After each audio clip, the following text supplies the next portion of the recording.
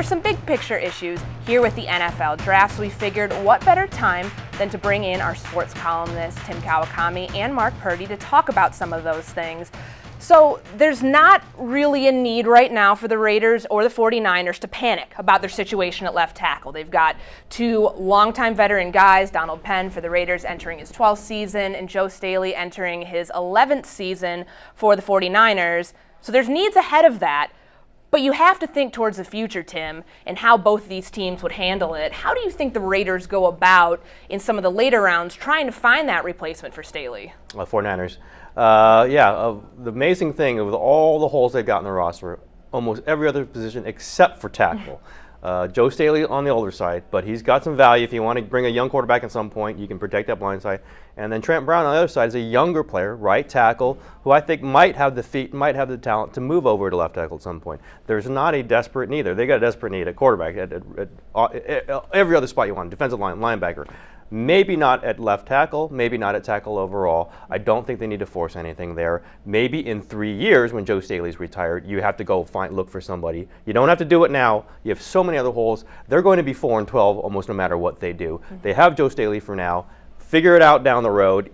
Fill your roster with good players at other spots where they don't have anybody. I don't think tackle right now. This isn't a great draft for tackles anyway. Sure. I just don't see the 49ers forcing anything. Maybe a later round, certainly not early. Yeah, and as Tim mentioned, Mark, outside of Cam Robinson, which we know is going to be a surefire number one pick for a certain team, I'm actually in favor of panicking, by the way. I think they should panic, and I'm going to encourage Tim to write a panicky column, as I intend to do on Thursday. So your panic with the Oakland Raiders, where does it come from in terms of Donald Penn? He just coming off of a Pro Bowl season. Because guys can get hurt. We've all been in locker rooms. Those tackles get banged up. Here's the thing about finding linemen. This is where, to me, your scouts earn the money because, quarterbacks, everybody kind of knows who they are. Tackles can come from anywhere. Donald Penn came from Utah State. Joe Staley came from? One of those Michigan. Central Michigan, right? You can find them, in all kinds of places. Your scouts need to go find them, and I think in the lower rounds, that's when you do pick them. I'm confident in those scouts. We know those scouts. I don't know the scouts. I don't know the scouts either, but we can find them, and when you go to mercurynews.com, we will be telling you about that, won't we? Maybe, theoretically. I like the sound. Might say it on TV instead. Exactly. That's a good idea. Absolutely. I like the sound of that. So, Mark, we're going to stick with you here. Just about a month ago, you were out in the desert in Las Vegas at the NFL owners' meetings. The vote came through. It wasn't a quiet off season. We knew this was probably going to happen with the Raiders, so they're moving to Vegas. In recent weeks, there hasn't been too much news considering the fallout for the fan base, the franchise. Mark Davis saying he was going to, preach to fans why this decision happened. I don't know if we've really heard too much into that. How does this affect the draft for the Raiders whatsoever now, knowing that their future is in a few years in another place? I actually think those guys are in a bubble that Las Vegas, to them, is so far off in the future. Jack Del Rio said to us in Arizona when I was there, how many of these guys on our team now do you think will even be playing in Las Vegas? Every year, it's like a third of the roster turns over. We were guessing maybe 15. Jimmy Durkin and I were sitting around, and Jerry McDonald.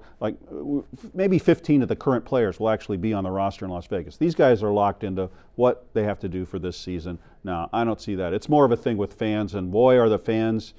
the emails I get, and I can't wait till this fall when the Las Vegas Raiders t-shirt people show up from Las Vegas and they're mixed in the parking lot with the Oakland Raiders t-shirt. That's the real, I want to draft some of those guys to come in and play for the team because they're going to be fired up. And the Raiders already establishing a bit of their Las Vegas footprint. On day 3, they will be announcing their draft picks from underneath the famous "Welcome to Las Vegas" sign. How do you think the Oakland Raiders fans feel about that? I would not want to be there. Would not want to witness that. So the Raiders have their change. Tim, we'd be remiss to talk about the 49ers and the change of hands in leadership. You've been through a lot of these drafts with Trent Baalke in previous years. Now we hear from John Lynch, and he's giving us some more insight, and there seems to be a lot more intrigue being built up to what that number 2 pick can be. Kyle Shanahan, a very busy offseason for him, coming in trying to figure out, okay, how do I establish my Super Bowl contending offense here in Santa Clara? How do you evaluate where they're at, 3-4 months into this thing? We're going to find out a lot starting on Thursday what they do with that second pick. Do they trade down? Do they take the Solomon Thomas, who seems the consensus pick, defensive lineman, yet another defensive lineman. Do they take Mitchell Trubisky, which was the rumor earlier this week? I think the interesting difference is with Balky, he didn't say anything publicly. Nothing. He hated to talk publicly. Everything leaked, and you kind of knew what they were going to do. With this organization now, with Lynch and Shanahan, they are very transparent. Talking, they're happy to talk this week, but they're insistent that they're not going to leak.